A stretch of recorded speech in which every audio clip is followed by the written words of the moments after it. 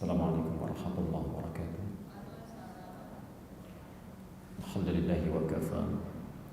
Wassalatu wassalamu ala rasulillahi al-mustafa wa ala alihi wa sahbihi wa man wafa. Amma ba'd. Ya ibadallah, usi nafsi wa iyyakum bi taqwallahi faqad faza al-muttaqun. Fala tamutunna illa wa antum muslimun. Faqala ta'ala ya ayyuhalladzina amanu taqullaha haqqa tuqatih wa la tamutunna illa wa antum muslimun. Bapak Ibu sekalian, saudara-saudariku, alhamdulillah kita masih dapat berkumpul di kesempatan siang ini, diberikan nikmat oleh Allah Subhanahu wa taala untuk dapat menunaikan salat zuhur di masjid ini. Mudah-mudahan Allah Subhanahu wa taala menerima salat yang telah kita tunaikan dan semoga menjadi salat zuhur terbaik di antara salat yang pernah kita kerjakan dalam hidup kita. Hari ini kita akan coba teruskan kajian tafsir kita masih dalam surah Al-Fatihah ayat yang keempat, Maliki Yaumiddin.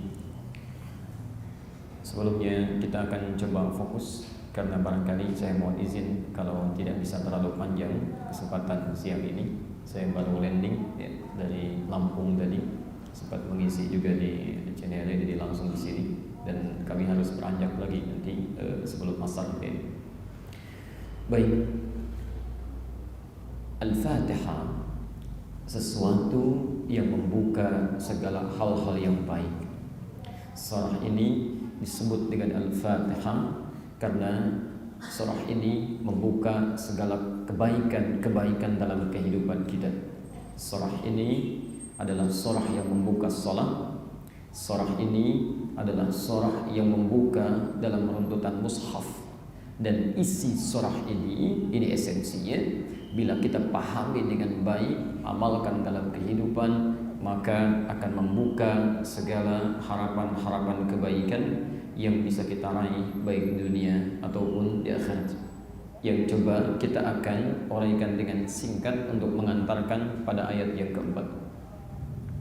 Pertama, jika Anda ingin mendapatkan kebaikan-kebaikan dalam kehidupan apapun itu, maka kerjakan, lakukan segala hal karena Allah. Tapi Anda mesti ingat, huruf ba di situ bukan sekedar menjadikan lisan kita berkata bismillah, makan bismillah, minum bismillah, bekerja bismillah. Tidak. Saat Anda mengatakan sesuatu dikerjakan karena Allah, ba al-muraqabah, al-musahabah, ilsaq. Rasakan bahwa Allah melihat Anda saat itu. Allah mengawasi Anda.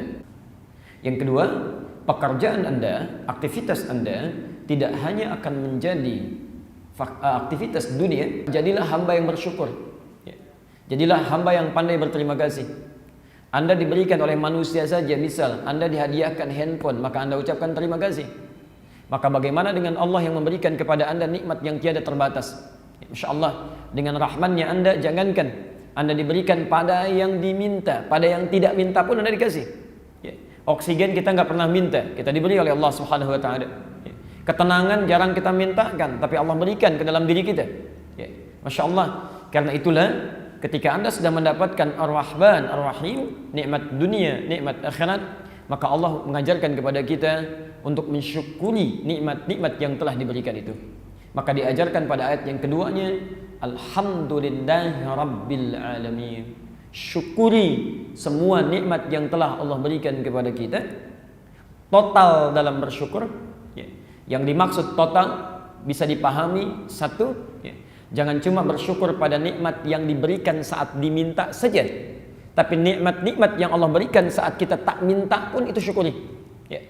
Jangan cuma kita berterima kasih kepada Allah saat minta, ya Allah mudahkan urusan pekerjaan saya, lalu Allah mudahkan, Anda baru bersyukur. Maka bagaimana dengan oksigen yang diberikan tiap hari, tiap detik yang barangkali belum kita syukuri? Nikmat ketenangan baru terasa kalau sudah dicabut. 40 tahun tenang tidak pernah disyukuri. 4 detik Anda dibuat gelisah baru terasa nikmatnya tenang. Karena itu alhamdulillah, syukuri segala nikmat yang telah Allah berikan kepada kita, karena Allah pemilik seluruhnya, bahkan pemilik seluruh alam raya ini. Bagaimana cara mensyukurinya? Di poin selanjutnya. Mohon izin kalau saya agak cepat karena ini mereview saja, karena waktunya terbatas. Syukur tidak sekedar mengucapkan alhamdulillah, tapi menggunakan nikmat yang diberikan sesuai dengan fungsi yang ditetapkan oleh Allah. Misal, Anda diberikan nikmat mata sehat, Anda ingin syukuri, maka gunakan mata kita sesuai dengan fungsi yang Allah inginkan. Kata Allah, lihat yang baik-baik. Fungsi mata bukan cuma melihat, karena hewan pun bisa melihat, orang kafir pun bisa melihat. Tapi orang Islam, kata Allah, kalau Anda ingin bersyukur dengan nikmat mata, lihat yang baik-baik, yang Allah ridai. Ada lihat orang ke masjid, silakan dilihat. Ada mushaf, silakan Anda lihat. Ada tayangan kebaikan, silakan Anda lihat. Tapi kalau ada maksiat, palingkan. Sesuatu yang tidak disukai, palingkan. Itu syukur namanya. Kalau lisan Anda mengucapkan alhamdulillah, matanya selalu melihat pada sesuatu yang buruk, itu bukan syukur. Nikmat lisan, Allah berikan pada Anda lisan yang sehat, gigi yang sehat.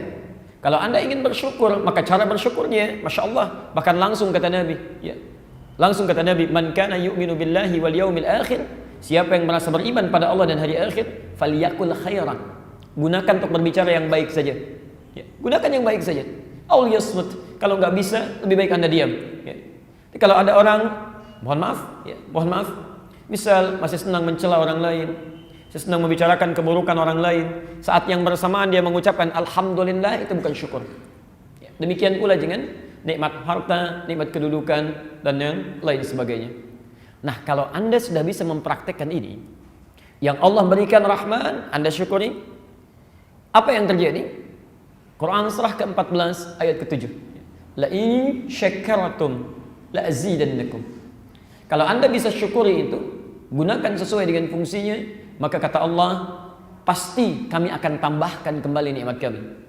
Kami akan tambahkan kembali. Masya Allah. Allah berikan kenikmatan lisan, misalnya Anda gunakan pada yang baik-baik, maka dijaga oleh Allah. Di antara penjagaannya, lisan Anda akan dibiasakan oleh Allah untuk berkata yang baik saja. Dan Anda akan kaku, sungkan, tidak mampu mengucapkan kalimat-kalimat yang buruk. Tidak percaya silakan. Kalau lisan Anda kosakatanya selalu digunakan pada yang baik, maka lisan Anda tidak akan pernah menemukan kalimat yang buruk sekalipun Anda berada dalam tingkat emosional yang paling tinggi. Sulit. Karena Allah jaga itu.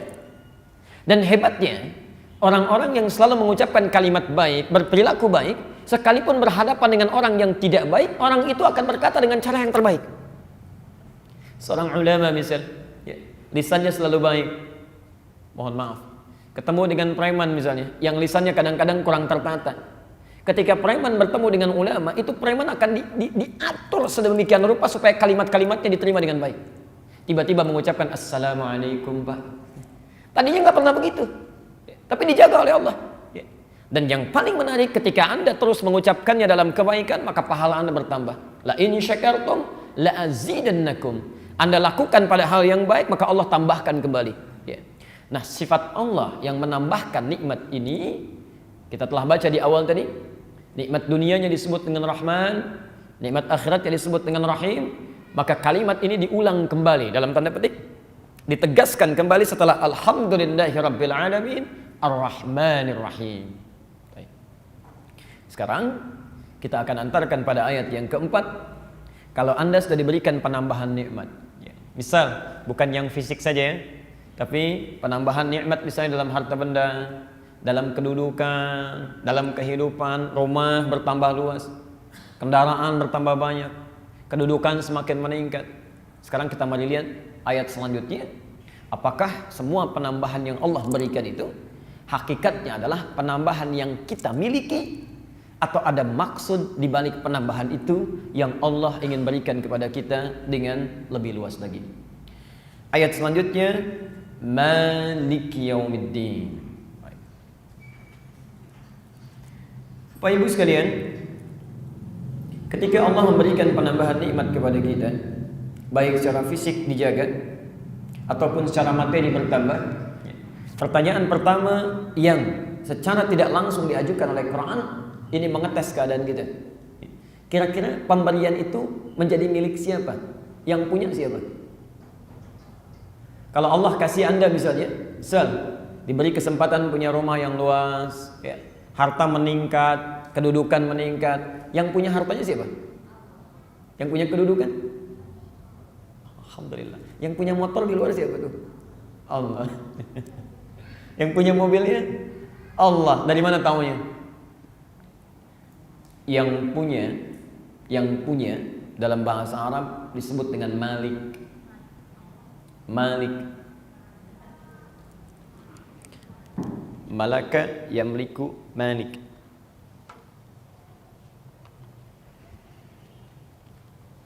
Mudah-mudahan bisa terlihat ya, agak miring sedikit. Malik. Ini yang punya. Pelan-pelan. Sekarang perhatikan betul, saya berikan satu pembahasan dalam ilmu bahasa Arab. Ini barangkali jarang dikaji ya, tapi nanti kita bisa dapati. Bapak Ibu sekalian, dalam kalimat bahasa Arab, setiap kalimat yang mengawali satu rangkaian kata dalam bahasa Arab harakatnya selalu u. Ya. Dikenal dengan mubtada, harakatnya rafa'. Saya ingin katakan masjid ini besar. Al-masjid kabir. Al-masjid kabir. Bismillah.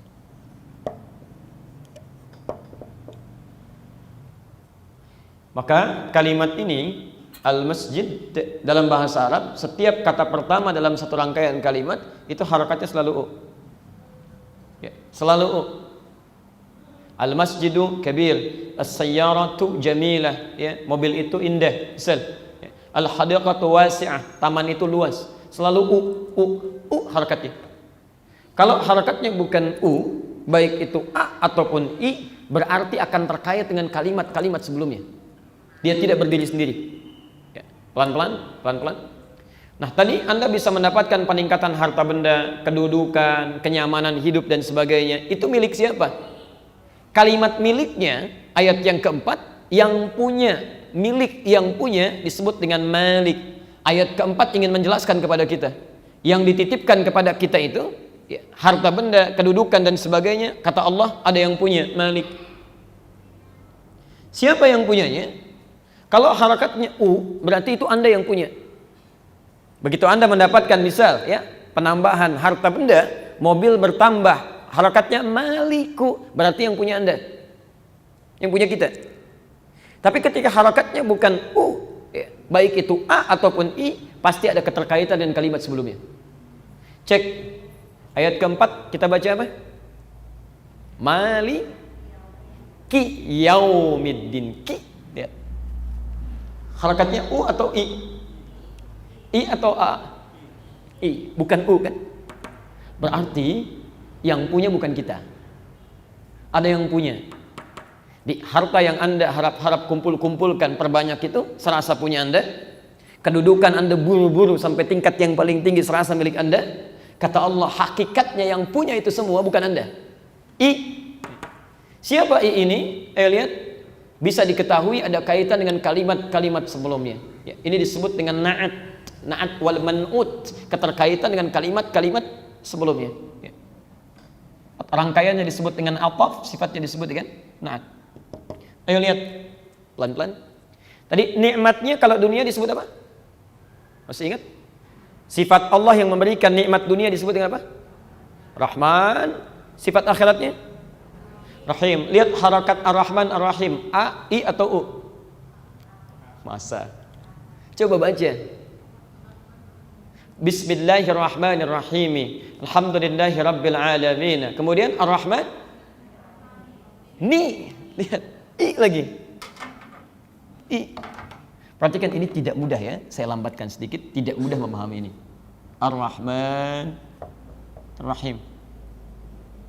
Jadi kalau Anda diberikan penambahan harta benda, peningkatan kedudukan, ini sifatnya Rahman. Harakatnya i. Ini pun i. Seakan-akan ingin mengatakan yang punya segala peningkatan itu, ini ada kaitan dengan yang sebelumnya. Ini Rahmani, sama-sama i. Ini i, ini i.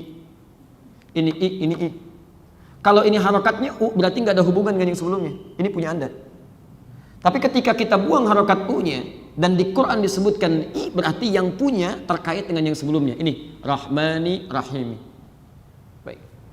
Ini pun karena i, ini juga i, harus ada kaitan dengan sebelumnya. Coba cek, siapa yang punya Rahman dan Rahim ini? Kira-kira siapa? Tahu dari mana? Lihat ayat sebelumnya. Alhamdulillah Lillahi Rabbil Alamin. Allah harakatnya menggunakan kasrah i. Alhamdulillahi Rabbil Alamin. Ketika Anda mendapati ini i, ini i, ini i, kemana i ini semua? Larinya kepada ayat sebelumnya. Punya Allah, kata Allah. Lillah, li menunjuk kepada kepemilikan. Li menunjuk kepada kepemilikan, namanya li al-mulkiyah. Lillahi ma fis samawati wa ma fil ard. Milik Allah segala yang ada di langit dan di bumi. Kenapa kalimat pertama ini muncul? Seakan-akan ingin menyampaikan pesan kepada kita, hei, kalian yang merasa harta bendanya meningkat, yang merasa kedudukannya meningkat, yang merasa segala nikmatnya bertambah, tolong pahamkan pada dirimu, semua nikmat itu ketika diberikan, hakikatnya bukan milik kalian, bukan. Kata Allah itu punya saya, ya, punya Allah. Ya. Anda hanya dititipkan itu semua supaya meningkatkan kualitas ibadah kita, memperbanyak pahala kita. Sebab kalau nggak ditambah dengan itu, pahala bisa berkurang. Pelan-pelan, pelan-pelan. Contoh, maaf, mohon izin. Ketika Allah tambahkan kepada Anda misal harta benda, ya, uang bertambah, hakikatnya yang punya siapa? Allah. Karena yang punya Allah, kita cuma dititipkan saja. Nah, titipan ini, kata Allah, nanti kita lihat rumusnya. Titipan ini saya titipkan kepada kamu supaya dengan uang itu kamu gunakan untuk memperbanyak ibadah. Ada orang yang dititipkan ilmu pengetahuan, pengetahuannya bertambah. Bukan punya dia, bukan punya Allah. Dititipkan oleh Allah pengetahuan supaya dengan pengetahuan itu dia memperbanyak bekal ibadah untuk pulangnya. Ada yang dititipkan kedudukan supaya dengan kedudukan itu digunakan untuk ibadah. Ada yang dititipkan harta benda, kamu itu jarang tahajud seperti orang lain, jarang puasa, jarang baca Quran. Ada orang nggak punya harta bisa hafal Quran, masya Allah. Kamu karena jarang ini saya titipkan ibadah yang lain. Nih saya berikan harta, gunakan untuk ibadah, gunakan untuk ibadah. Nah, mari kita lambatkan bahasan kita sedikit, pelan-pelan. Tahu dari mana konsep semua ini? Mari kita ambil contoh di dalam Al-Quran. Surah ke-28, surah ke-28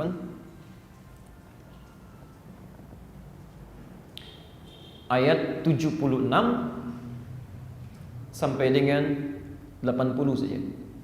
Sampai dengan 80. Baik, mari kita lihat ya, tahu dari mana harta benda kita itu punya Allah dan kita cuma diminta untuk menggunakannya sebagai ibadah. Mari kita lihat.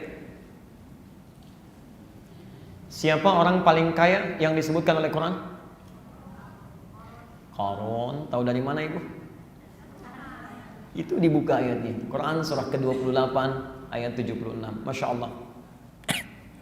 Dari 76. Inna Qaruna kana min qaumi Musa fabagha alaihim. Kata Allah, mari kita simak. Sungguh Qarun itu kata Allah termasuk kaumnya Musa. Termasuk kaumnya Musa. Cuma sayang dia menyimpang, sombong. Ya. Kalau sombong dari harta, sombong dengan harta benda, itu kalimat bahasa Arabnya bagha. Ya. Kalau sombong dengan kedudukan, pangkat, itu kalimatnya menggunakan togo. Togo. Ya. Nanti kita lihat. Nah, di zaman Nabi Musa itu komplit. Ada satu orang kaya, luar biasa kayanya. Ya. Kekayaannya tidak biasa, Bu. Tidak biasa, Pak. Tidak biasa. Kata Allah, wa atainahu. Nah, itu. Wa atainahu. Qarun ini kami berikan kelebihan. Jadi yang punya Allah, kami berikan. Kata Allah, wa atainahu. Qarun termasuk kaumnya Musa, kami berikan kepada Qarun itu minal kunuzi, harta yang sangat banyak. Ma inna mafatihahu latanu bil usbah. Yang kuncinya saja, kunci berangkasnya itu sulit diangkat oleh 10 orang paling kuat di masanya. Insya Allah. Saya mohon izin ya, kalau Bapak Ibu punya berangkas, itu kuncinya disembunyikan atau dipamerkan? Dipamerkan. Ibu kasih ya. Umumnya disembunyikan. Kalau ibu punya berangkas, disimpan harta di situ, kunci berangkasnya dipamerkan apa disembunyikan? Pasti disembunyikan itu. Tidak mungkin diekspos. Ya, mustahil itu. Qarun lain. Kata Qarun, kekayaan saya mesti beda dengan yang lain. Orang lain kaya, saya mau ingin tampil beda. Kalau yang lain kunci berangkasnya disembunyikan, kunci saya harus dipamerkan supaya orang lihat siapa saya. Supaya orang lihat siapa saya. Kemana-mana Bu, ibu bayangkan Pak, kemana-mana itu kuncinya selalu dibawa oleh 10 orang. Seakan-akan mengatakan ini saya, ini saya, ini saya. Sombongnya luar biasa. Ya. Jadi kalau ada orang kaya sombong sekarang, itu ketinggalan zaman. Dulu sudah ada. Dan lebih kaya, lebih kaya. Jadi kalau yang sekarang tidak lebih kaya dibanding Korun sombong, itu keterlaluan sombongnya. Yang dulu sudah ada. Ya. Dan Korun itu sepupu Nabi. Ya. Korun itu sepupu Musa. Musa punya bapak namanya Imran. Bukan Imran yang di Ali Imran ya. Ya. Korun punya bapak namanya Yesar. Ya. Imran ini kakaknya Yesar. Yesar dengan Imran itu keturunannya Kuhas. Kuhas anaknya Lewi, Lewi anaknya Yakub di antara 12 anaknya, Yakub anaknya Ishak, Ishak anaknya Ibrahim alaihissalam. Ya. Bin Azar atau bin Nahur, bin Abir, bin Kinan, bin Arfakhshad, bin Sam, bin Nuh alaihissalam, bin Mihlail, bin Matusyada, bin Kinan, bin Anwas, bin Thith, bin Adam alaihissalam. Ini masih keponakan, sepupu. Cuman sombong. Ya. Nanti kita akan lihat ya, sepupu Nabi saja sombong ditenggelamkan oleh Allah, apalagi bukan sepupu Nabi. Ini ada orang kaya, luar biasa, kekayaannya banyak, sepupu Nabi, sombong, tidak berpengaruh kenabiannya, kerasulannya untuk bisa menyelamatkan orang itu dari azab Allah. Apalagi kalau ada orang tidak sekaya Korun, bukan sepupu Nabi, sombong, ada masalah dalam hidupnya. Bagaimana kaitan dengan kalimat Malik ini? Ketika Korun ini sombong, subhanallah, saking sayangnya Allah kepada makhluk ini, pada manusia ini. Ibu demi Allah saya katakan Pak, tidak ada yang paling sayang pada diri kita kecuali Allah. Bahkan lebih daripada ibu yang melahirkan kita, mohon maaf, dan ayah yang merawat kita. Tidak ada yang lebih sayang kecuali Allah.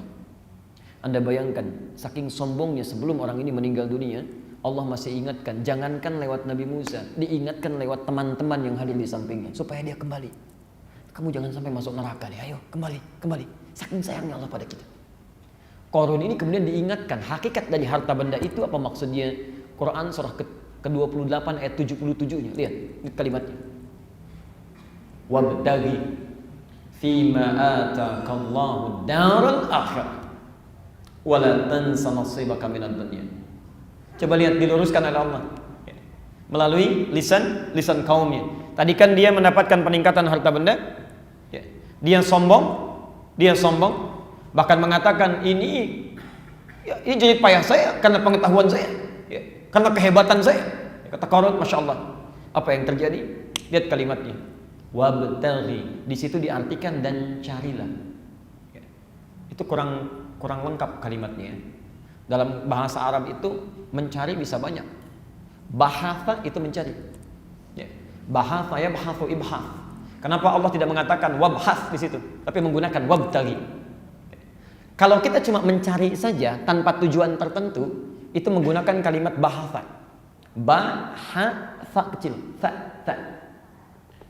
Tapi kalau Anda mencari sesuatu yang diarahkan pada tujuan tertentu, maka kalimatnya berubah dari bahatha menjadi wabtaghi, berasal dari kata ghayatun. Ghayah.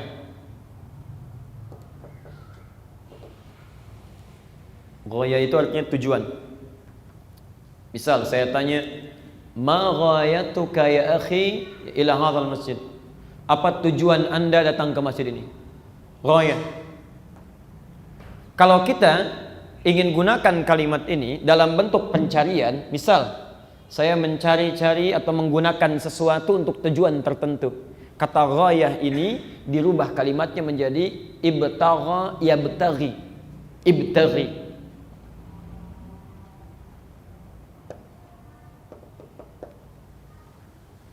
Ibtaghi, cari, ya. Asal dari kata ibtagha yabtaghi.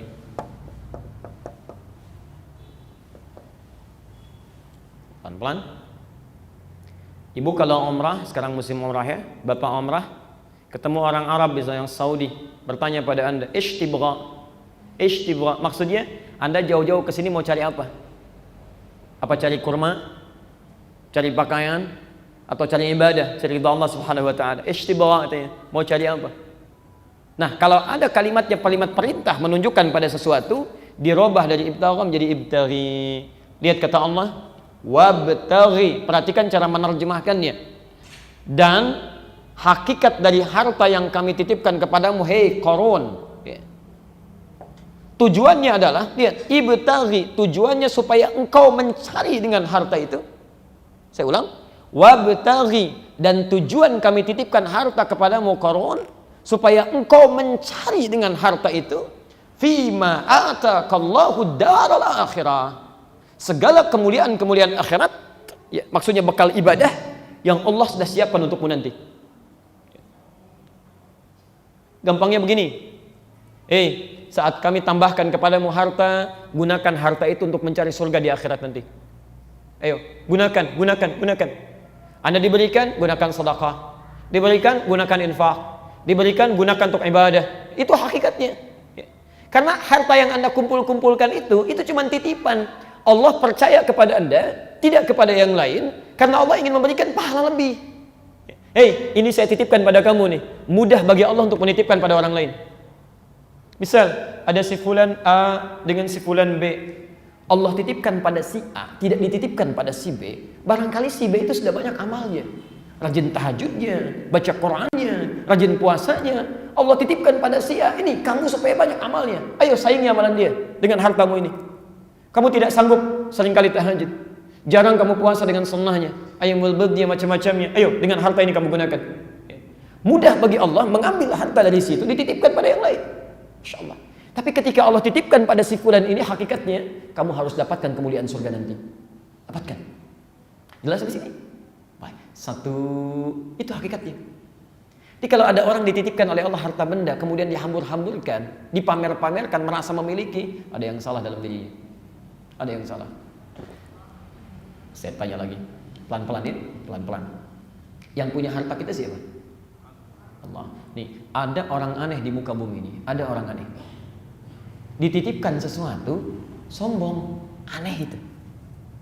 Dititipkan sesuatu, sombong dengan titipannya, itu aneh. Pak, tolong titip handphone saya ya. Baik Ustaz. Begitu dititipin, sombong, handphone. Yang disombongin itu punya orang, bukan punya dia, itu aneh.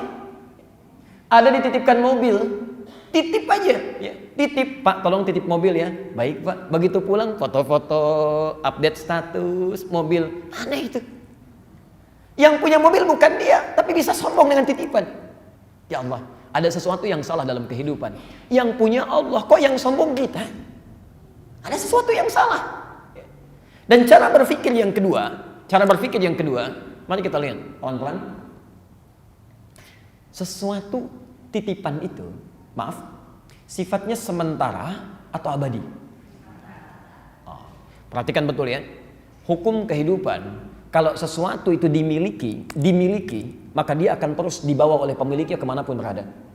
Ya. Misal, dalam hukum yang lain, jangan digabungkan dengan ini. Misal, ya. Ini ada mic. Kalau mic-nya punya saya, maka kemanapun saya pergi ini akan dibawa. Tapi kalau mic-nya punya masjid ini, saya nggak akan bawa. Ya. Cuma disimpan, gunakan, pulang, selesai. Sifat titipan itu sementara, tidak abadi. Karena itu apapun yang Anda cari ketika Allah titipkan, itu nggak akan Anda bawa selamanya. Tidak akan Anda bawa. Silakan Anda kumpulkan harta benda, perbanyak sebanyak-banyaknya. Ketika Anda pulang tidak akan dibawa. Demi Allah saya katakan tidak akan dibawa. Anda cari uang banyak-banyak, beli handphone bagus handphonenya. Begitu Anda pulang, handphonenya nggak akan ikut. Tidak akan ikut karena bukan punya Anda. Mengendap di dunia, selesai. Silahkan cek, saya belum temukan sampai dengan hari ini. Misal ada orang mengatakan seorang pria sudah cari handphone bagus-bagus, lalu ketika akan meninggal dunia dia wasiat pada istrinya, "Ma, nanti kalau papa meninggal tolong ya dikuburkan sama handphonenya, sekalian samping kain kafan. Terus kalau mama kangen miss call aja, nggak apa-apa." Tetap nggak bisa. Disayang saya nggak akan ikut. Silakan cek. Antum yang para ikhwan, para pria, antum kumpulkan uang sebanyak-banyaknya tuh, masukin kantong. Ini informasi saja saya sampaikan sampai hari ini. Saya sampaikan, demi Allah saya katakan, kami sudah teliti kain kafan, nggak ada kantongnya. Silakan cek, kain kafan tidak ada kantongnya. Lalu Anda kumpulkan untuk apa? Ya untuk apa Anda kumpulkan? Di Amerika itu ada orang mengumpulkan harta, ingin punya target 139 miliar. Kecapai targetnya Pak, Masya Allah, tercapai. Cuma ketika didapatkan belum sempat dinikmati, meninggal. Ya mau dibawa kemana? Jadi kalau Allah berikan kepada anda misal motor, Allah anugerahkan, hakikatnya Allah ingin memberikan anda kemudahan. Gunakan motor itu untuk ibadah. Barangkali saking sayangnya Allah, hei fulan, barangkali kamu lelah untuk ke masjid, saya berikan motor untuk ikut ta'lim. Masya Allah, gunakan pada yang baik, mencari rezeki yang halal. Kadang-kadang manusia itu aneh, dikasih yang halal malah berebut pada yang haram. Kata Allah, wa razaqnahum minat thayyibat, kami berikan rezeki yang baik-baik saja, malah cari yang haram. Masya Allah. Padahal Allah sudah berikan kendaraannya, berikan fasilitasnya. Kan ada yang luar biasa. Maafkan saya, ada orang di rumahnya, saking sayangnya Allah kepada orang ini, masjidnya dibangunkan di samping rumahnya. Persis. Kemudian diberikan harta yang lain. Berikan sepeda, diberikan motor, diberikan oleh Allah, Masya Allah, mobilnya, mewahnya, garasinya luas, luar biasa. Belum mau ke masjid juga, padahal tinggal melangkah. Yang tinggalnya hampir 1 kilo dari masjid bisa berjalan ke masjid dengan kakinya. Ini hamba Allah yang ini saking disayangi oleh Allah. Kalau kamu capek, gunakan sepeda. Kalau sulit, gunakan motor. Kalau hujan malas pakai payung, gunakan mobilnya. Tidak ke masjid juga. Anda bayangkan. Maka ketika Qarun diingatkan oleh Allah, kami tidak titipkan harta benda ini, cuma titipan, kecuali kau gunakan untuk kebaikan-kebaikan dalam hidup. Maka ketika bapak dititipkan, bawa ke rumah, cek apakah harta itu halal atau tidak, berikan untuk perkembangan anak yang baik, berikan untuk merawat rumah tangga yang baik. Selebihnya gunakan untuk akhirat anda, sedekah, infak, kebaikan yang lainnya. Itu hakikatnya. Jelas di sini? Baik. Sama, kedudukan juga demikian. Yang punya siapa? Allah, bukan kita. Salah. Ada baru diangkat menjadi wali kota misalnya, baru dititipkan oleh Allah, sombong, salah. Diangkat jadi gubernur, yang titipkan Allah, sombong, salah. Sombong pada titipan, itu keliru. Oh, hati-hati ya, hati-hati. Ciri sombong yang pertama, nanti dalam kajian Tazkiyatun Nafas, nanti di Nurul Bahri mungkin ya, itu saat kita bahas. Biasanya ciri orang sombong pertama itu melekat dengan sifat riya, pamer. Dengan sifat pamer, itu ciri yang pertama biasanya. Sebelum jadi RW kan jalannya biasa lurus, begitu jadi RW tangannya ke kantong, blek, jalannya ke depan, susah nengok kanan kiri. Itu tidak mudah. Dulu waktu belum punya mobil, tawadunya luar biasa. Kan orang kalau keluar dari angkot tawadu ya, nunduk, udah gitu sedekah, kasih jalan. Begitu punya Mercy, tangannya langsung ke atas, blek, kadang-kadang buka pintu mobil nggak bisa, harus dibukain tuh. Yang paling menarik, yuk lihat, ketika Allah memberikan contoh kedudukan, peningkatan kedudukan, ini yang paling bahaya. Di zaman Musa, ada orang yang punya harta sombong, namanya Qarun. Plus, ada orang yang punya kedudukan, bukan cuma sombong, zalim, namanya Fir'aun. Namanya Fir'aun. Di kompak tuh ya, penguasa yang zalim bertemu dengan pengusaha yang hitam, kompak. Sekali lagi, saking sayangnya Allah kepada hamba-hambanya, sepanjang masih hidup, Allah menginginkan dia berubah. Anda bayangkan, Qarun sepupu Nabi Musa, diingatkan tidak mau, Allah tenggelamkan. Fir'aun, saking sayangnya Allah kepada hamba ini, dikirimkan 2 orang nabi sekaligus. Ini makhluk mengaku Tuhan, ana rabbukumul a'la, saya Tuhan kalian yang paling tinggi katanya, saya yang paling hebat. Saking sayangnya Allah, itu salah, kamu harus berubah sebelum meninggal. Kalau yang lain, satu kaum, satu umat dikirimkan 1 nabi, kita aja sampai kiamat nabinya cuma 1. Nabi Muhammad SAW. Khusus untuk Fir'aun supaya balik lagi, nabinya 2. Nabinya 2 itu, tidak kurang. Nabi Musa, Nabi Harun. Saking sayangnya Allah. Quran surah ke-20 ayat 43 sampai 44. Quran surah ke-20 ayat 43 sampai 44. Surah Taha. Insyaallah. Indah kalimatnya. Harun, Musa, Musa dan Harun, pergilah kamu ke Fir'aun. Innahu tagha, dia sudah melewati batas. Masih ingat tadi? Masih ingat keterangan saya? Kalau punya harta, dengan harta itu melampaui batas, sombong, maka kalimatnya bagha. Ba, ghain, alif. Alifnya alif bengkok. Inna Qaruna kana min qaumi Musa fabagha alaihim. Tapi ketika menyebutkan Fir'aun, kalimatnya bukan bagha, pakai togha. Innahu togha. Pelan-pelan. Ini yang menarik nih. Kalau bagha, biasanya kesombongan yang melekat pada orangnya. Ya, pada orangnya. Tapi kalau togha, sekali lagi, kalau togha itu kesombongan yang biasanya melekat pada sesuatu yang menyertainya, khususnya kedudukan, peningkatan kedudukan. Karena itulah yang paling menarik, saat Fir'aun ini sombong, yang disebut bukan orangnya. Coba lihat, saat Qarun sombong, kan yang disebut namanya ya, Qarun, jelas namanya. Tapi saat yang punya kedudukan sombong, yang disebut bukan orangnya, kedudukannya. Silakan cek. Ya. Fir'aun itu nama asli atau bukan? Kan. Faroh, ya, gelar bagi raja-raja Mesir. Nama aslinya siapa?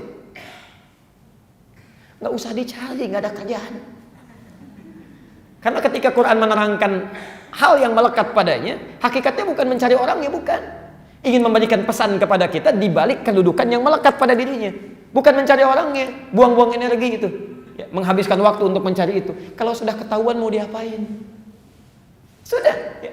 Yang paling menarik begini, ada kaidah di ilmu tafsir, kalau Anda menemukan satu kalimat di Quran tidak disebutkan orangnya, maka yang dimaksudkan oleh Quran itu pelajarannya, bukan dicari hakikat orangnya.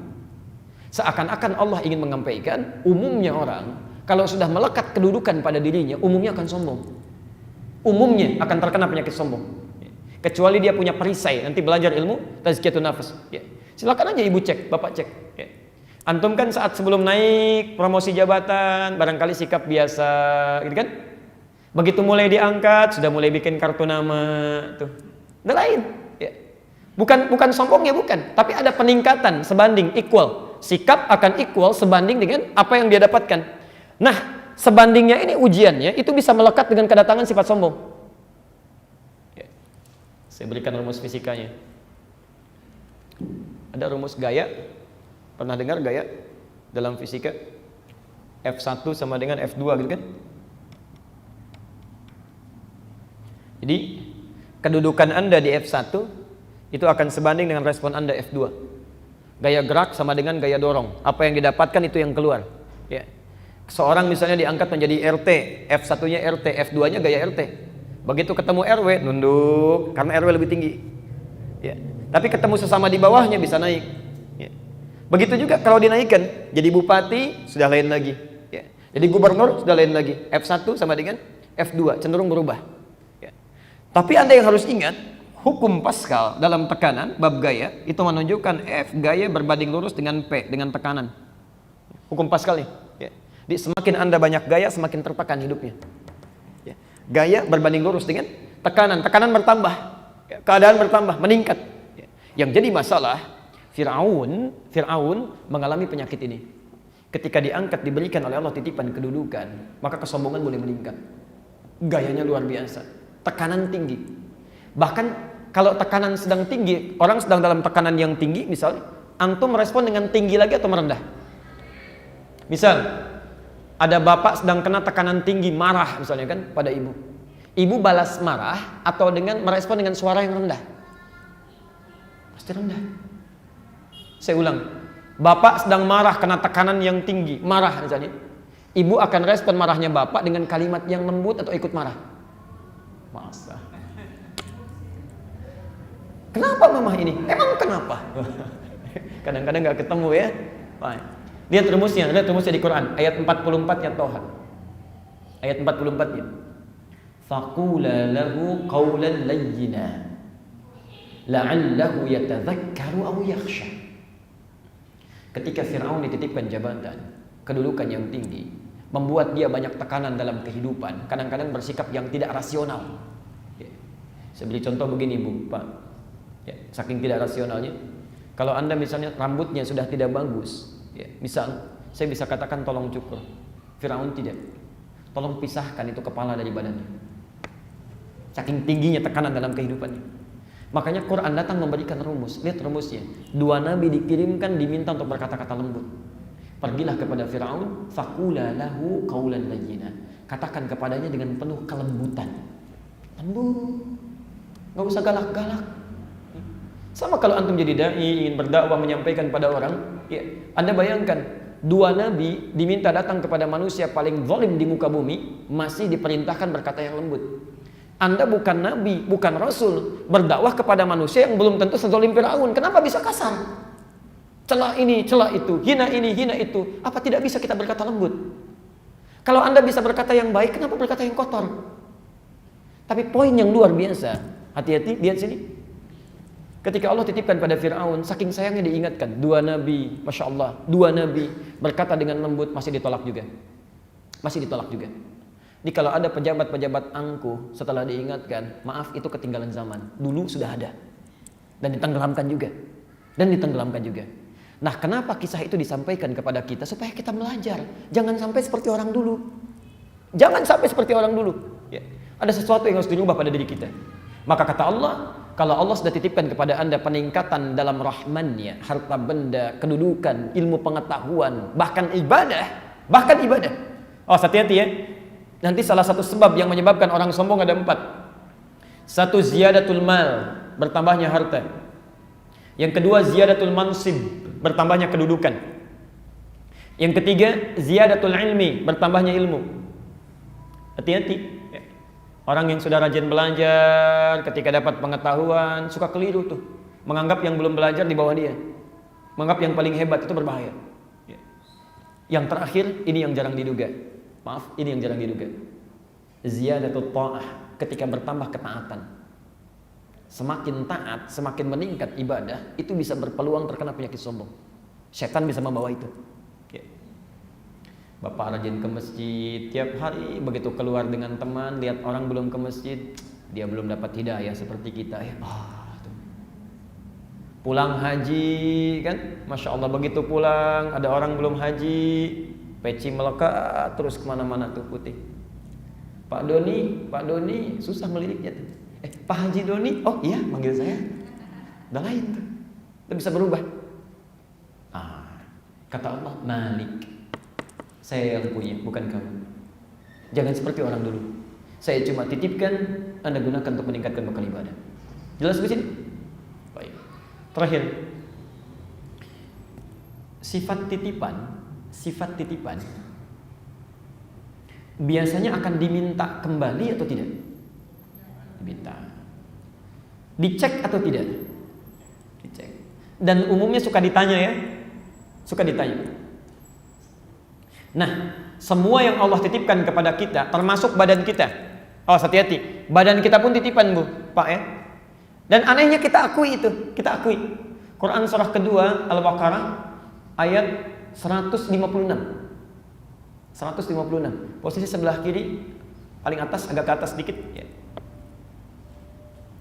Alladzina idza asabatuhum musibah qalu inna lillahi wa inna.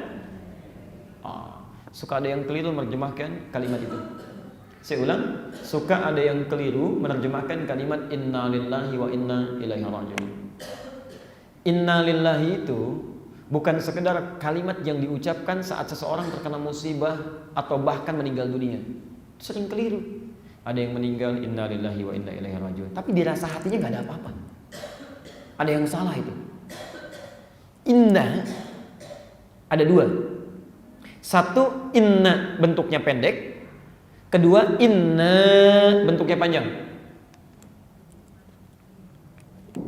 Wal 'asr innal insana lafi khus. Ya, nanya pendek, inna. Yang ini inna panjang. Baik. Kalau yang ini itu huruf yang berfungsi menguatkan, huruf taukid, meyakinkan. Misal, saya ingin katakan fil ma'i cyanida misalnya. Wah, dalam air ini ada cyanidanya. Misal, ya. Orang bertanya, "Kaif?" Bagaimana? Masa sih? Kita yakinkan misal, inna fil ma'i cyanida. Sungguh saya yakinkan di dalam air ini ada cyanidanya. Misal saja ya. Baik. Jadi kalau kita ingin meyakinkan pada sesuatu yang diragukan oleh orang, itu bisa kita gunakan inna. Inna, pendek. Ya. Tapi kalau kita baca panjang, inna, itu singkatan dari inna plus na. Inna pertama ditambah dengan na. Na ini kependekan dari nahnu, artinya kami. Nahnu, kami. Seakan-akan Anda ingin katakan, ketika Anda menyebutkan inna, Anda sedang meyakinkan pada diri kita. Sungguh saya yakinkan pada diri kita sendiri. Sungguh saya yakinkan. Bahkan kami pun, kami, ya, mata kami, telinga kami, wajah kami, tangan kami, kaki kami, lillah, semua punya Allah. Jangankan motor, mobil, sandal, diri saya ini punya Allah. Punya Allah. Tadi sifat titipan kan diambil kapan saja ya? Ingat tadi rumusnya? Sifat titipan pasti diambil oleh pemiliknya. Jadi tangan ini punya siapa? Mata punya siapa? Nah kalau Allah mau ngambil, kenapa kita protes? Terserah Allah. Ya, terserah Allah mau diambil kapan saja. Tugas kita cuma menggunakan tangan ini saat diambil dalam keadaan baik. Maka dari itu sebelum diambil saya gunakan yang baik-baik. Suara punya siapa? Punya Allah. Kalau Anda dititipkan suara bagus, artinya itu Anda harus gunakan pada yang baik-baik. Kenapa Anda tidak gunakan untuk tilawah Quran, bacakan yang bagus-bagus? Anda malah gunakan pada sesuatu yang buruk. Ya Allah, akan ditanya itu. Kalau Allah mau tinggal diambil aja. Tinggal diambil aja. Syekh Michael Rashid itu seorang penyanyi, Bu, artis. Bagus suaranya, Michael Rashid. Satu kali bertemu dengan kawannya. Kami saat masih di Tripoli saat itu ada siaran langsung live kisah tentang beliau. Itu sampai menangis audiens itu, Masya Allah. Karena haru kisahnya. Bertemu dengan kawan yang diingatkan.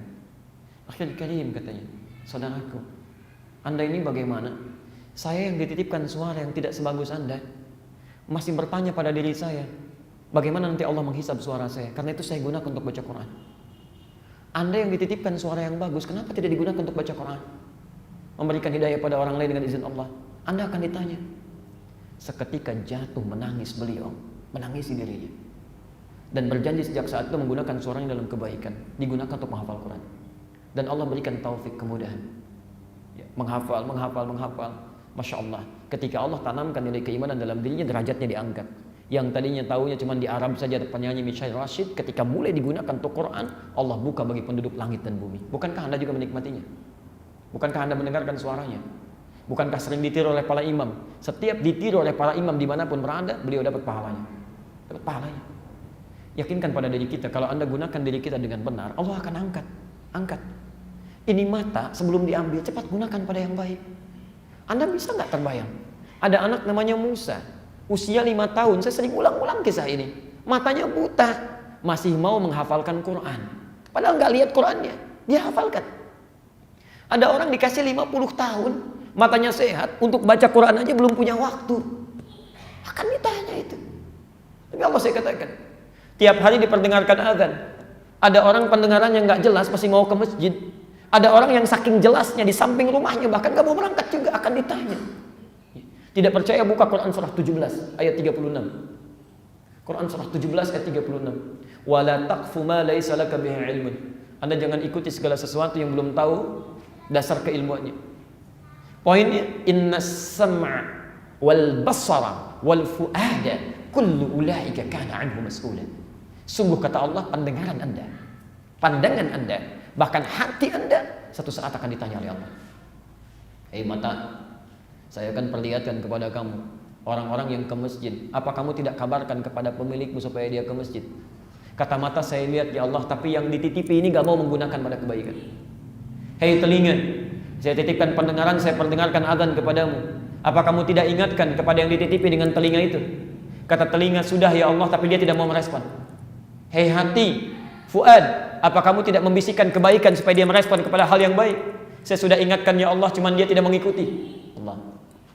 Bukankah Anda saat mendengar azan di hati Anda suka ada suara? Cepat siap. Sudah azan. Fuad. Nah, satu hari semua perangkat hidup kita semua akan ditanya. Kalau tangan ditanya, kaki ditanya, mata ditanya, maka baju ditanya. Jadi saksi. Dari mana didapatkan, kemana digunakan? Satu hari akan ditanya. Satu hari dalam bahasa Arab disebut dengan yaum.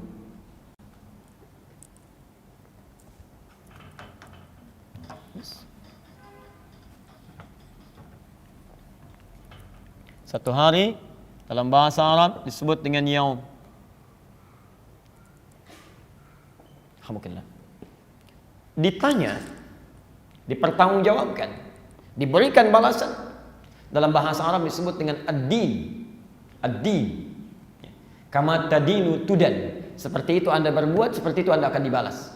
Ditanya, dilihat, dipersoalkan, baru kemudian diberikan balasan. Ya. Ini baju dari mana mendapatkannya? Kemana engkau kegunakan? Ya, seperti apa penggunaannya? Ini mata sudah saya berikan kepadamu, dititipkan. Bagaimana engkau merawatnya? Bagaimana engkau menggunakannya? Ini saya titipkan anak kepada kamu langsung. Orang-orang berharap berdoa 12 tahun belum punya keturunan. Kamu tidak usah berdoa pun, Masya Allah kami berikan kepadamu, tidak hanya dalam 12 bulan. Ya. Bagaimana merawatnya? Akan ditanya oleh Allah. Karena itu hati-hati. Dititipkan kepada bapak dan ibu. Karena Allah percaya cuma bapak dan ibu yang bisa menjadikan anak-anak menjadi soleh. Yang jadi masalah ketika mereka titipan Allah itu dirawat dengan cara yang tidak baik, akan jadi persoalan. Ada orang titipkan 3 anak, satu jadi pencuri, kedua jadi koruptor, ketiga jadi perampok. Apa yang Anda bisa lakukan dan katakan kepada Allah di hari kiamat nanti? Maka sesuatu yang ditanya, dipertanggungjawabkan, dalam bahasa Arab disebut dengan din. Allah yang punya, suatu saat yang dititipkan akan ditanya, Maliki Yaumiddin.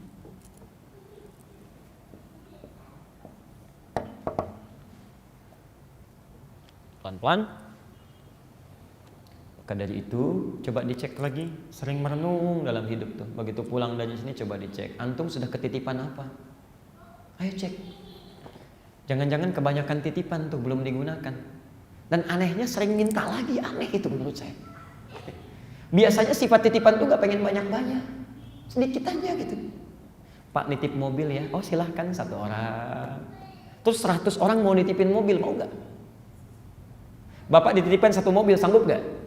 Sanggup. 10 mobil, 100 mobil ada yang nitipkan ke rumah, mau gak nerima? Ini ada orang aneh, pengen dititipin banyak. Pengen banyak. Dikasih motor 1 titipan, minta mobil. Kasih mobil, minta lagi yang lain. Kan cuma titipan aja. Ada orang aneh di muka bumi ini, minta dititipin yang banyak-banyak. Padahal yang sudah dititipkan pun itu belum digunakan. Makanya hebatnya nanti dalam satu ketika Allah dalam bahasa manusia, kadang pandangan manusia, kok saya belum dikasih ya. Padahal Allah tidak pernah mengurangi rezeki. Coba lihat, fa'ammal insan idza mabtalahu rabbuhu fa'akramahu wa na'amahu fayaqulu rabbi akraman. Sungguh manusia kalau kami uji dengan menambahkan rezekinya, maka dia akan senang luar biasa. Allah sedang memuliakan saya. Alhamdulillah. Apa lawan tambah? Lawan dari tambah kurang. Ya. Kalau ayat ini seperti dituduhkan oleh orang-orang kafir dan orientalis bahwa ini rekayasa Nabi Muhammad, Quran rekayasa Nabi Muhammad, maka bahasa manusianya tambah lawannya kurang. Wa amma idza mabtalahu fanaqassa alaihi rizqahu. Tapi ternyata karena asalnya dari Allah, bukan pakai logika manusia, tambah lawannya bukan kurang. Perhatikan, dalam ilmu rizki tambah lawannya bukan kurang. Wa amma idza mabtalahu faqaddara alaihi rizqah. Dan jika kami uji mereka dengan, perhatikan, mencukupkan rizkinya, cukup. Gak ada yang kurang. Nabi Allah saya katakan, tidak mungkin ada manusia hidup di muka bumi ini kekurangan rizki. Mustahil. Cukup. Yang ada cukup. Cuma manusia yang gak pernah merasa cukup. Itu aja poinnya. Ya Allah, berikan hamba rizki ya Allah. Ya masih bisa makan juga. Sehat juga. Ya. Masya Allah, ada yang punya 1 miliar sakit di rumah sakit. Ya, Anda cuma punya 10 juta misalnya, atau punya 1 juta sehat.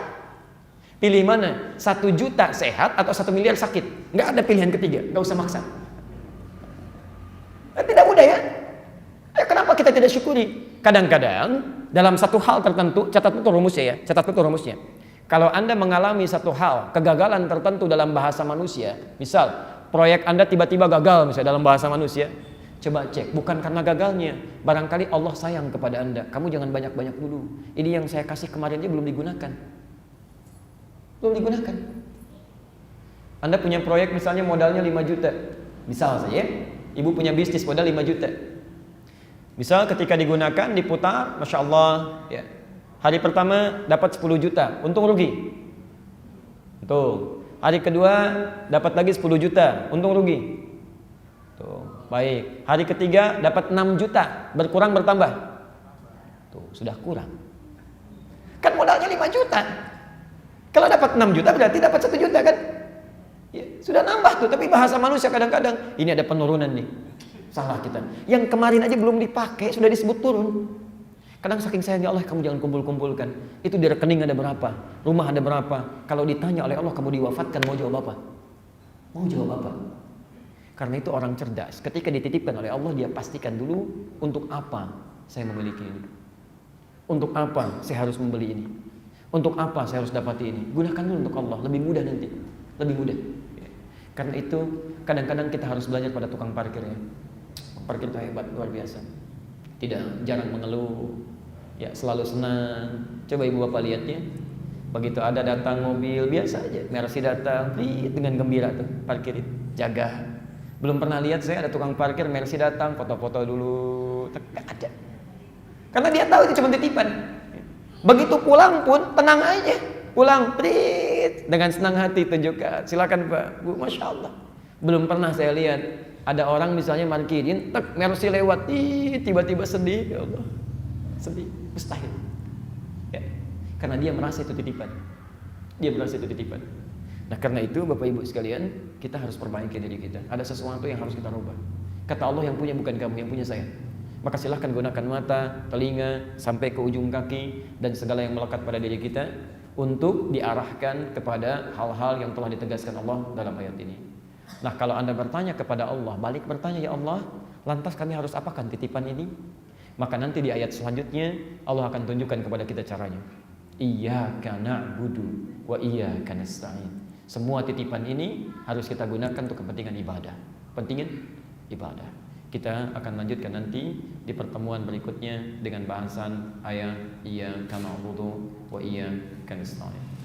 Mohon izin kami berikan barangkali 15 atau 20 menit. Kalau ada yang ingin dipertanyakan atau yang sudah dituliskan, kami perkenankan. Ya, silakan. Tidak ada? Ya, silakan Pak.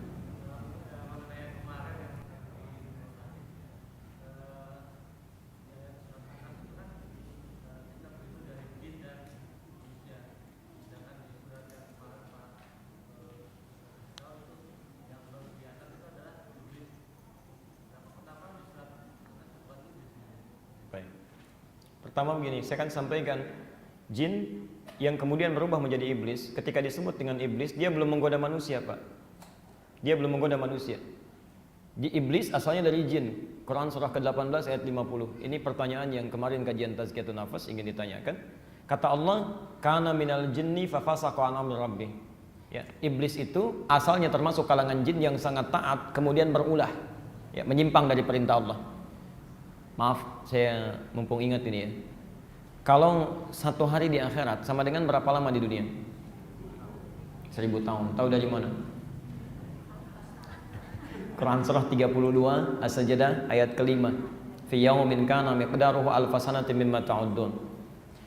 Di akhirat itu seharinya hitungannya 1000 tahun. Jadi kalau jin ini yang kemudian dilaknat oleh Allah menjadi iblis, taat sehari aja di akhirat berarti sama dengan 1000 tahun di dunia. Ya, di Anda bayangkan, kemudian dia sombong kan? Di Quran surah 7 ayat ke-12, kenapa tidak mau sujud kepada Adam? Kata iblis, ana khairum minhu, saya lebih hebat dibandingkan dia. Anda bayangkan, ada makhluk taat 1000 tahun dalam ukuran dunia, misal, sombong dilaknat oleh Allah. Maka bagaimana dengan makhluk bernama manusia yang belum tentu 1000 tahun usianya kemudian sombong? Apa yang didapatkan? Nah pertanyaan Bapak tadi, kenapa saat kita diminta waspada dari godaan setan, kalimatnya dikembalikan kepada jin dan juga manusia. Saya tadi sampaikan kalau disebut dengan iblis dia belum menggoda. Saat menggoda disebut dengan setan. Disebut dengan setan. Di setan itu sifat. Saya ulang, sifat, ya bukan makhluk seperti kami jelaskan kemarin. Nah, sifat setan ketika menggoda, hati-hati, dia bisa masuk ke dalam apapun, dalam wujud manapun. Bisa dalam hal yang tersembunyi tak nampak dalam pandangan kita, atau pada sesuatu yang nampak. Sesuatu yang tersembunyi dalam bahasa Arab, apapun namanya, keadaannya disebut dengan al-jin. Mau itu iblis, mau yang lainnya, sesuatu yang tak nampak, tersembunyi, disebut dengan jin. Ya, al-jin. Kenapa jin disebut dengan jin? Pelan-pelan, karena memang fisiknya tersembunyi, tak nampak. Wujudnya tidak kelihatan. Jin.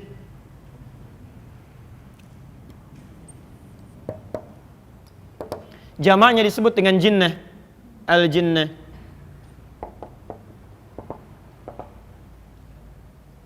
Sesuatu yang nampak, kelihatan, disebut dengan ins. Al-ins. Ya. Karena itu di Quran, jin seringkali disandingkan dengan ins. Terulang 18 kali dalam Al-Quran. Ya ma'syaral jinni wal ins. Wa ma khalaqtul jinna wal ins. Jamak dari ins itu nas. Nas. Kenapa manusia disebut ins dan nas? Karena manusia salah satunya, fisiknya, wujudnya beda dengan jin. Dia nampak, dia kelihatan, Pak. Dia nampak, dia kelihatan. Ya. Makanya beda dengan jin. Jin itu tersembunyi, tidak kelihatan, tidak nampak. Kalau ada jin melakukan penampakan, itu jin nggak ada kerjaan. Ya. Fitrahnya tersembunyi, nggak nampak. Ya. Sama dengan manusia. Manusia itu sifatnya tampak, kelihatan, tahu. Karena itu disebut nas, ins. Ya. Jadi kalau ada manusia misalnya suka sembunyi-sembunyi, dari kantor pulang ke rumah sembunyi-sembunyi, ke kantor sembunyi-sembunyi, itu tidak jauh beda dengan itu Anda yang jawab ya. Bahkan yang jadi masalah adalah manusia yang mencari-cari penampakan jin. Itu jauh dari fitrah, jauh dari fitrah. Nah, jadi ketika disebutkan jin, Pak, jinnah jamaknya itu maksudnya mencakup segala hal yang tidak nampak. Iblis kah atau jin kah atau yang lainnya. Kalau disebutkan nas, mencakup segala hal yang nampak. Kalimat an-nas di Quran terulang sebanyak 241 kali. Ya. Bisa menunjuk pada manusia, itu sering diartikannya. Bisa pada benda-benda. Al-Baqarah ayat 168. Ya. Setan itu kalau ingin menggoda, itu Masya Allah punya rencana yang sangat komplit. Rencana yang teratur, tertata dengan rapi, strategis, ya. Itu disebut dengan khutbah. Khutbah. Ya. Di dunia militer kalau ada khutbah itu artinya planning yang jelas. Ya. Ada planning A, planning B, planning C dan sebagainya. Khutbah. Ya. Anda kalau mau bikin tesis disertasi di Timur Tengah, bikin kerangka penulisan namanya khutbah. Khutbatul bahth. Ya. Di situ kerangkanya. Kalau dijamakkan menjadi khutwat. Nah, setan saat menggoda kita manusia, itu kalimat di Quran tidak menggunakan khutbah, tapi jamak khutwat. Wala tattabi'u khutuwatis syaitan. Jangan ikuti trik-trik langkah-langkah setan yang punya rencana yang sangat banyak. Di antaranya apa? Nah, ini yang mau saya maksudkan. Perhatikan betul di sini. Bapak Ibu sekalian, sifat setan ketika menggoda kita pertama kali itu masuk lewat diri kita.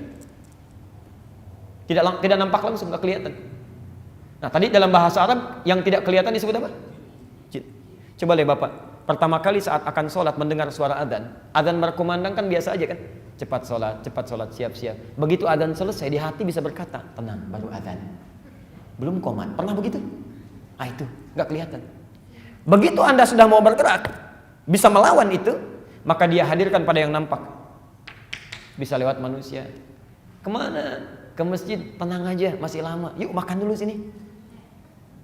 Ya. Bisa begitu. Kalau manusia sudah nggak sanggup lewat benda.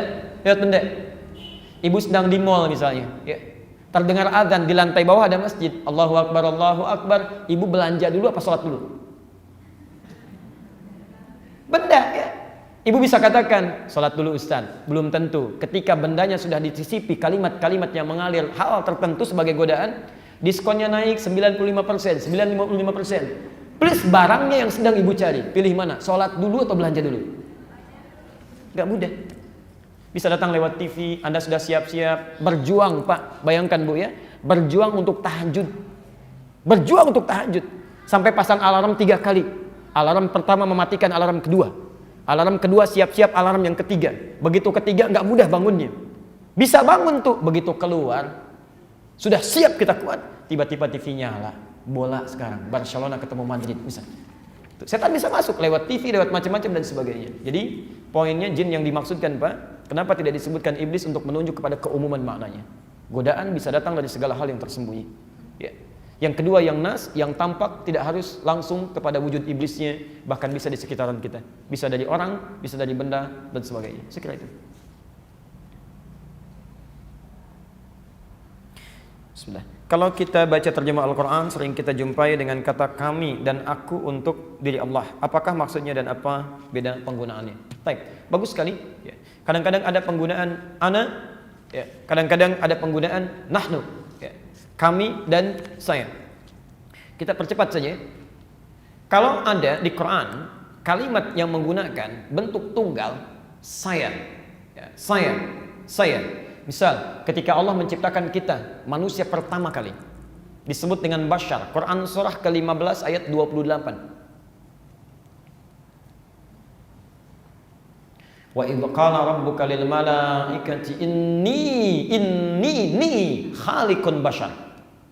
Kata Allah, dan ingatlah Muhammad ketika Tuhanmu berfirman pada malaikat, sungguh saya akan menciptakan makhluk lain, namanya bashar. Ya, di manusia pertama disebut dengan bashar, terulang 35 kali dalam Al-Quran.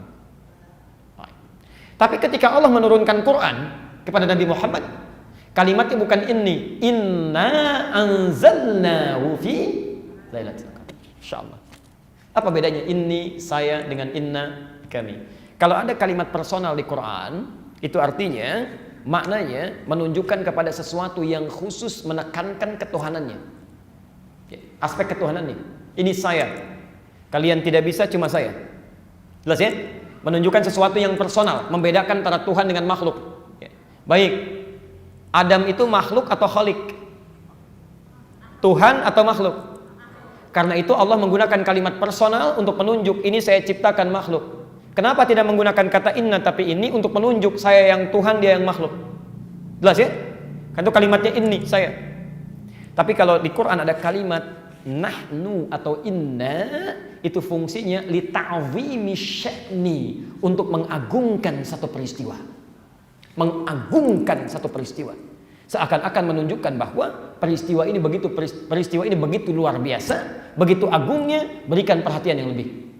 Kenapa saat Quran diturunkan kalimat yang menggunakan inna, bukan inni, seakan-akan ingin menegaskan ini saya tunjukkan kepada kalian satu peristiwa yang sangat agung, sangat tinggi, yang ditunjukkan pada bukan proses kepribadian sendirinya Allah, bukan personalnya, tapi menunjuk pada peristiwanya.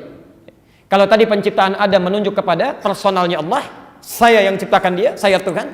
Kalau dalam peristiwa menggunakan inna, itu umumnya menunjuk kepada agungnya peristiwa yang dimaksudkan. Seakan-akan ingin mengatakan, hey, ini Quran ini kitab yang agung, sesuatu yang luhur, sesuatu yang sangat istimewa.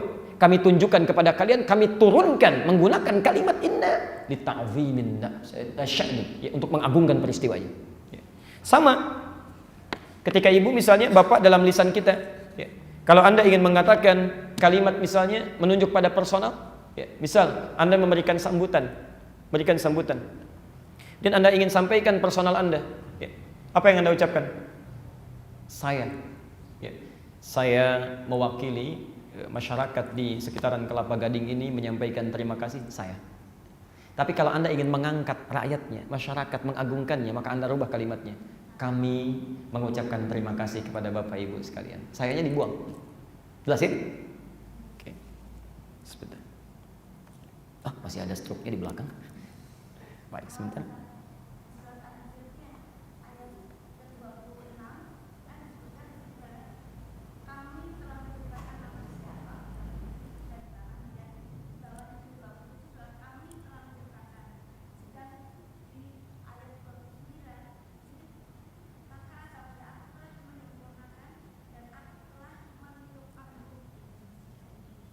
Baik, tadi saya sampaikan kalau kalimatnya menggunakan kata kami, itu maksudnya ingin mengagungkan peristiwanya. Kalau kalimatnya menggunakan bentuk personal, ingin menunjuk pada personal Allahnya. Kalimat manusia di Quran, tadi saya baru bahas satu ayatnya. Kalimat manusia di Quran saking agungnya, saking agungnya, itu menunjuk pada dua hal sekaligus. Kadang-kadang Allah menggunakan saya untuk menunjukkan bahwa ini saya yang Tuhan, bukan yang lain. Karena nanti ada hal-hal yang dianggap Tuhan oleh masyarakat yang lain, dia mengatakan bisa mencipta juga. Maka Allah katakan, saya yang Tuhan bukan kalian. Dan nanti ditunjukkan di ayat-ayat lain, ya. Misal, kenapa harus Allah yang Tuhan bukan yang lainnya? Ya, nanti diberikan sifat-sifatnya. Misal, mohon maaf, satu, contohnya Quran surah 21 ayat ke-22, ya. Al-Anbiya.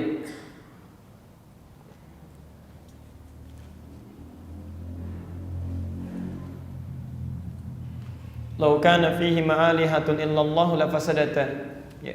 Kalaulah di semesta ini ada Tuhan-Tuhan lain lebih daripada satu selain Allah, tentu kacau ini. Kacau mengatur alam semesta ini. Ada ayatnya?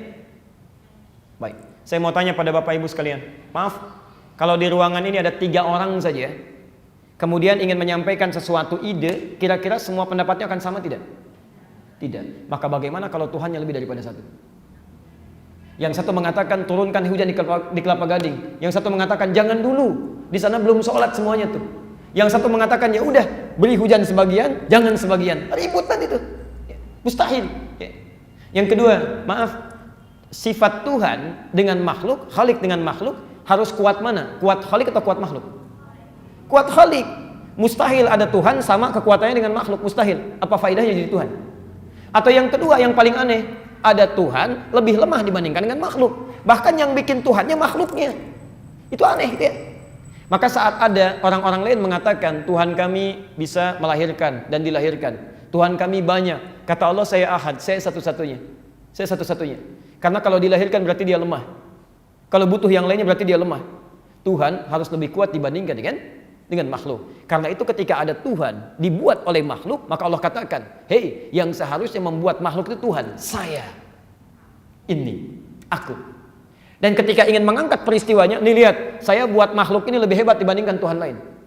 Atau yang dianggap Tuhan, itu kalimat bagusnya.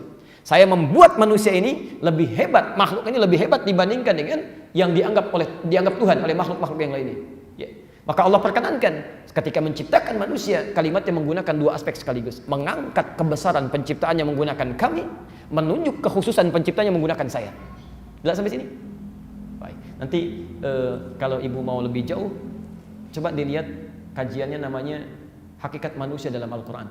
Ya, nanti ada di YouTube kalau tidak keliru, itu di Al-Khansa ya, ada rekamannya. Baik.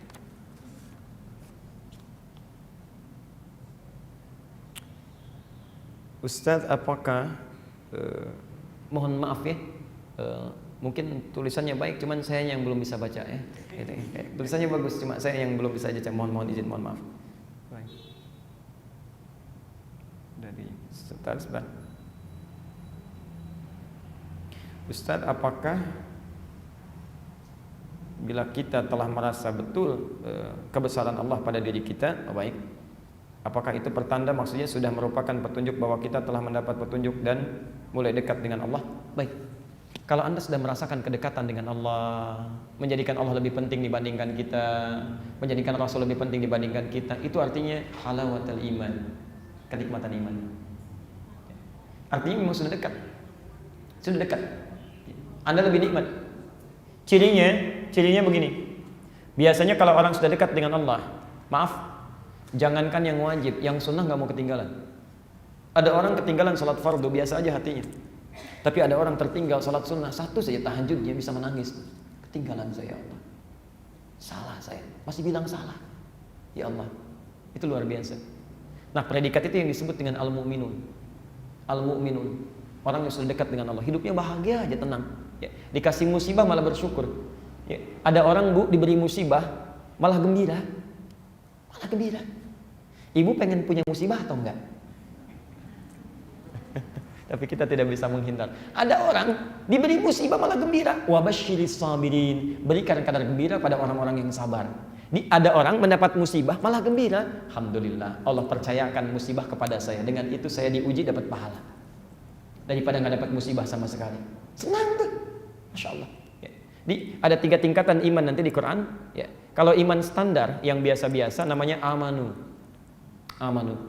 Kalau meningkat lebih rajin, lebih dekat, lebih senang tuh yu'minun namanya. Yu'minun. Tapi yang terakhir, ini yang tadi saya sebutkan, hatinya tenang, gembira, rajin ibadahnya, itu mu'minun namanya. Al-mu'minun. Bahkan diberikan apresiasi oleh Allah, diturunkan satu surah sekaligus. Surah ke-23. Qad aflahal mu'minun. Derajat al-mu'minun, pemilik iman tingkat tinggi, itu memberikan kebahagiaan pada dirinya. Enak, dekat dengan Allah. Siapa mereka? Alladzina hum fi salatihim khashi'un. Salatnya mulai khusyuk. Zakatnya bahkan tidak pernah tertinggal. Bahkan yang hebat, saking dekatnya dengan Allah, malu berkata-kata yang tidak bagus. Walladzina hum 'anil lagwi mu'ridun. Masyaallah. Dia jaga lisannya. Kalau kalimat tidak diridhai Allah, dia akan ucapkan. Memandang sesuatu, kalau Allah enggak suka, dia akan palingkan. Masyaallah. Itu sudah dekat tandanya. Nah, kalau Anda sudah didekatkan oleh Allah, Anda jangan jauhkan lagi. Ini kadang-kadang suka aneh. Allahnya sudah tingkatkan, dekatkan, malah manusianya menjauh. Malam tadi tahajud, besok malamnya malah enggak. Allah sudah angkat, maka pertahankan. Zuhur Anda salat di masjid, asarnya malah enggak. Besar mana pahalanya salat di masjid dengan di luar masjid? Di masjid, Masya Allah. Berapa pahalanya? Belum tentu. Belum tentu, Masya Allah. Datangnya aja masjid itu, masjidnya saja, tempatnya itu 25 kali lebih baik dari tempat biasa. Di hadis Muslim disebutkan jarak 1 ke 2 500 tahun, 2 ke 3 500 tahun, 3 ke 4 500 tahun. Baru masjidnya, belum sholatnya. Belum sholatnya. Anda masuk melangkahkan kaki kanan, Allahumma ftah li abwaaba rahmatik, pahala lagi. Anda sholat tahiyatul masjid, pahala lagi. Anda niatkan duduknya i'tikaf, pahala lagi. Masya Allah. Anda sholat berjamaah, dapat 27 derajat lagi. Anda zikir, pahala lagi. Karena saat masuk ke masjid, masjid itu kan semua kondisinya diarahkan kepada ibadah. Ya. Kalau Anda sholat di tempat biasa, godaannya banyak. Ya. Makanya i'tikaf di masjid, bukan di rumah. Ya. Anda di rumah banyak tantangannya, Bu. Lihat TV, nonton lagi. TV dimatikan, majalah ada. Majalah dimatikan, status belum diupdate. Ini masalah. Anda ke masjid yang dilihat mushaf. Ya. Begitu Anda mau tiduran, yang lain gak ada yang tidur. Ya. Maksa tiduran, begitu begini, dilarang tidur di dalam masjid, keluar. Masya Allah. Semuanya terkondisikan. Terkondisikan. Ya. Jadi kalau Allah sudah dekatkan, Anda jangan jauhkan kembali. Untuk perempuan, ibu boleh ke masjid dengan 3 syarat. Dengan 3 syarat.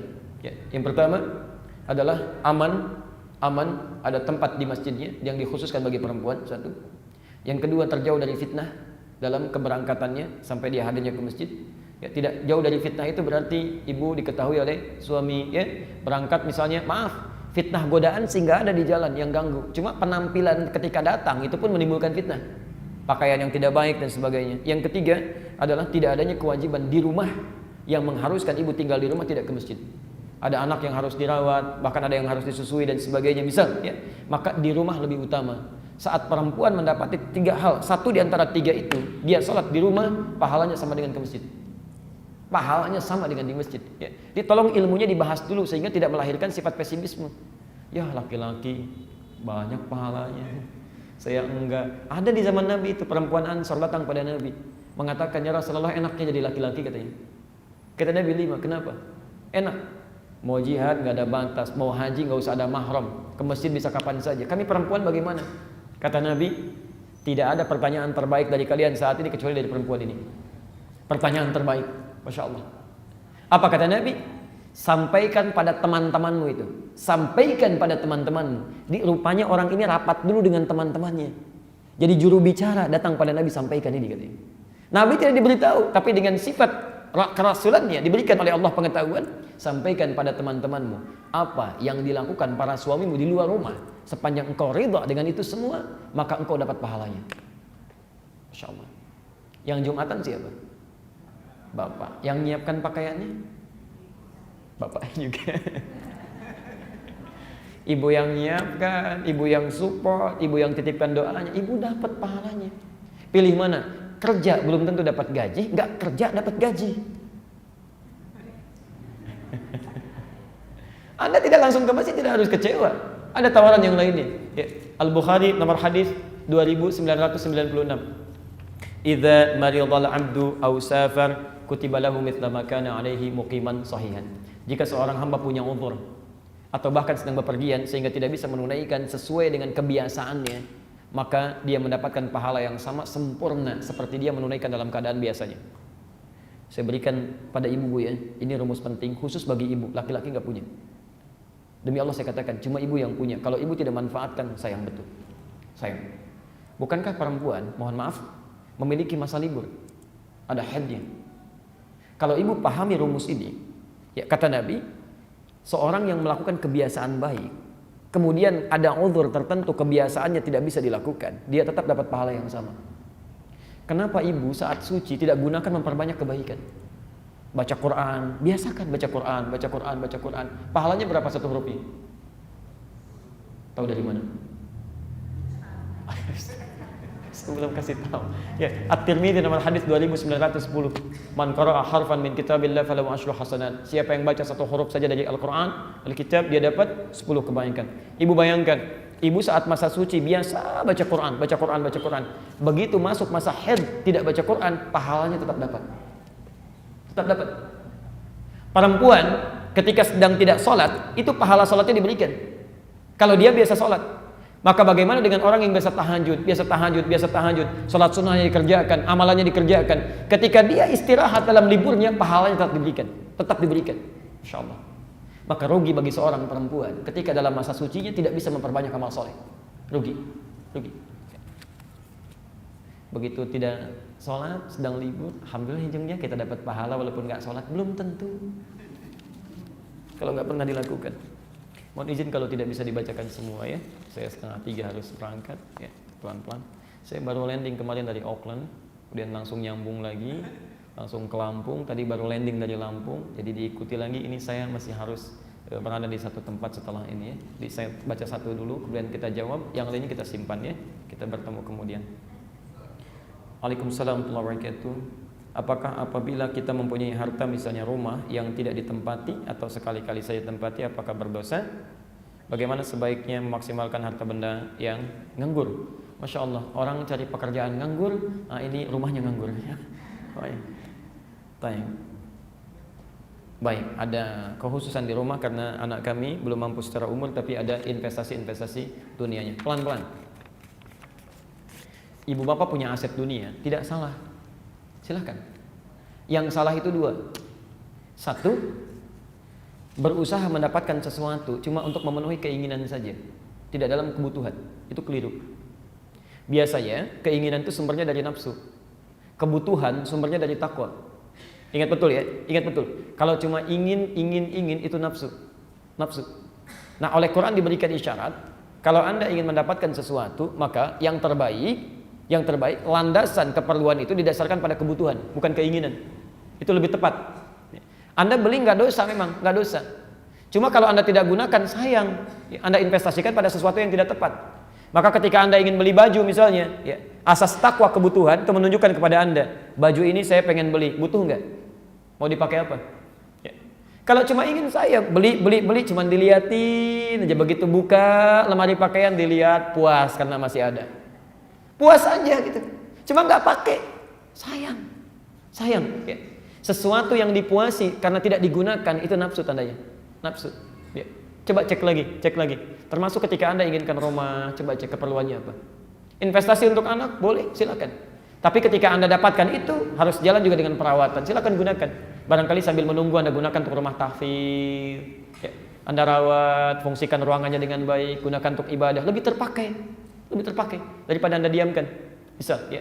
Salah tidak, tapi Anda punya konsekuensi untuk bisa merawatnya. Sayang kalau tidak digunakan, setannya banyak. Saya katakan setannya banyak karena ada satu setan khusus yang menunggui ruangan yang kosong ya. Namanya Dasim, perempuannya Dasimah ya.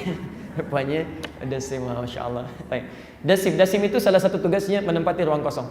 Jadi kalau Anda masuk ke satu ruangan, misal itu kata Nabi, setan sudah masuk. Jadi Anda keluar ke sini, meninggalkan kamar misalnya, setan masuk ke situ. Nah, caranya ketika Anda masuk, bila ingin mengusir setan itu, Anda ucapkan Assalamualaikum. Maka setan berkata pada temannya, kita tidak punya tempat menetap di sini. Pada temannya, artinya setannya tidak hanya satu. Pada temannya. Nanti lain waktu kita bahas ya. Begitu masuk kepada ayat setan, kita bahas nama-nama setan ya. Ada setan rumah namanya Dasim, setan menggoda orang salat namanya Khanzab, setan mall, setan pasar namanya Misut, ada ya. Macam-macam itu. Setan menggoda anak-anak kecil namanya Ummu Sibyan, itu ada ya. Hati-hati, pelan-pelan. Nah, kalau Anda tidak ucapkan Assalamualaikum, maka setan itu akan berkata kepada kawannya, kita punya tempat menetap di sini. Kata Nabi, seorang yang punya rumah membangun ruangan, pertamanya untuk kepala keluarganya, keduanya untuk istrinya, ketiganya untuk anaknya, ya, selanjutnya untuk setan. Maksudnya apa? Maksudnya kalau Anda membuat satu ruangan tidak jelas peruntukannya, setan yang masuk. Ya. Jadi jangan sampai Anda punya satu tempat yang kira-kira tidak digunakan dalam kebaikan. Jadi tidak salah dan tidak berdosa kecuali kalau menggunakannya pada hal-hal yang maksiat atau memiliki maaf sekali lagi, uangnya atau bahan-bahannya digunakan dalam keadaan yang tidak tepat atau diperoleh dengan cara yang haram, maka itu yang dosa. Saran saya, silakan misalnya Anda gunakan untuk kepentingan yang lebih baik. Pertama, gunakan untuk majlis ta'lim di situ, ya, setidaknya, atau gunakan untuk sementara rumah tahfidz sampai anak itu tumbuh dewasa dan bisa digunakan sebagai investasi yang terbaik. Semoga Allah memberikan kemuliaan, petunjuk kepada kita semua dan bisa menggunakan titipan-titipan Allah pada kebaikan yang diridhoinya. Baik. Bapak Ibu sekalian, yang belum kami jawab kami simpan, kami bawa, dan pertemuan berikutnya insyaallah bisa kita bahas bersama-sama. Ya. Demikian, bila benar itu dari Allah dan Rasulnya, silahkan diamalkan. Kalau ada kesalahan, itu mutlak kesalahan saya. Mohon saya dimaafkan. Tinggalkan pendapat saya yang keliru, segera ambil pendapat ustaz lain yang lebih baik dan membuat Anda semakin dekat dengan Allah Subhanahu wa taala. Subhanakallahumma wa bihamdika asyhadu an la ilaha illa anta astaghfiruka wa atubu ilaik. Wa akhiru da'wana alhamdulillahi rabbil alamin. Al'afwu minkum. Assalamualaikum warahmatullahi wabarakatuh. Maaf, yang di sini sudah dapat buku tulis? Oh baik, insyaallah dalam sesi berikutnya yang saya hadir kami akan titipkan ya, insyaallah.